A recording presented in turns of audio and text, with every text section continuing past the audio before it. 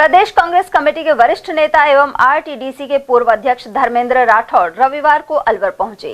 Maujpur house में कांग्रेस जिलाध्यक्ष योगेश मिश्रा के नेतृत्व में उनका अभिनंदन किया गया।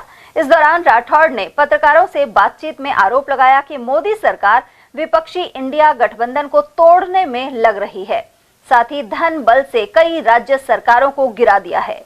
इस अवसर पर राठौड़ ने मांग उठाई कि देश में लोकसभा एवं विधानसभा चुनाव बैलेट पेपर से होना चाहिए।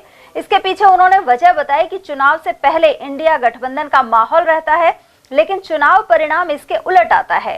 दिल्ली में विधानसभा चुनाव होने जा रहे हैं, कांग्रेस कहते हैं कि तीसरा नंबर पाएगी। क्या स्थिति है कांग्रेस की, क्या कहना चाहिए? देखो, it is very early to predict कि रिजल्ट तो क्या आएंगे। ये बात सही है कि वहाँ आप पार्टी, कांग्रेस पार्टी और बीजेपी में त्रिकोणात्मक मुकाबला है।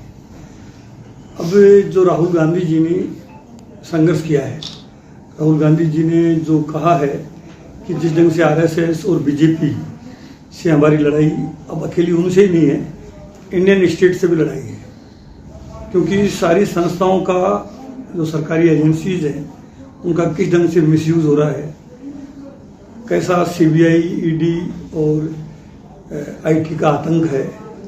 अब तो सुप्रीम कोर्ट ने भी अपने जजमेंट में कहा है कि ईडी का दुरुपयोग हो रहा है। गिरफ्तारियां जिस ढंग से हो रही है वो राजनीतिक बदले की भावना से हो रही है।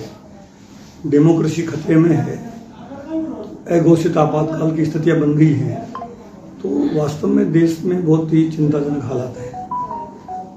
तो इन सब बातों से जो अभी कुछ पता नहीं लग रहा है, लेकिन हम ये पूरी उम्मीद है कि देश की जनता इस बात को समझ चुकी है और जो हमारा वोट है, गरीब का वोट है, पिछड़ों का है, दलित का है, आदिवासी का है, वो वोट लगता है हमें कि ये बात राहुल गांधी जी की, कांग्रेस पार्टी की और हमारे कांग्रेस के राष्ट्रीय अध्यक्ष खड़गे साहब का, जो जिस ढंग से बाबा साहब अम्बेडकर पर भी एक तरह से संविधान पे भी हमला किया गया है। कांग्रेस पार्टी भी मऊ से जो जय भीम, जय संविधान का जो रैली निकालने की जो अभियान हम शुरू कर रहे हैं, इन सारी बातों के आधार पे हम ये कह सकते हैं कि कांग्रेस पार्टी बहुत कड़े मुकाबले में है। अब रिजल्ट तो जब चुनाव होंगे, चुनाव के बाद आएंगे, तभी बता सकते हैं। लेकिन ये बात सही है, हरियाणा के रिजल्ट जो आए ये बहुत ही हमको चिंता में डाला है। लोग पूरी दुनिया में, इंडिया में, राजस्थान में बहस हो रही है। महाराष्ट्र के चुनाव और ही चौकन्नेपूर्ण आए। थोड़े दिन पहले पार्लियामेंट के चुनाव के नतीजे इंडिया गठबंधन के, कांग्रेस पार्टी के अनुकूल थे। थोड़े दिन बाद में असेंबली के चुनाव महाराष्ट्र में हुए, हम लोग भी गए वहाँ चुनाव प्रचार में, हरियाणा में गए, महाराष्ट्र में गए। कभी हमें ये महसूस नहीं हुआ कि ऐसे नतीजे आएंगे।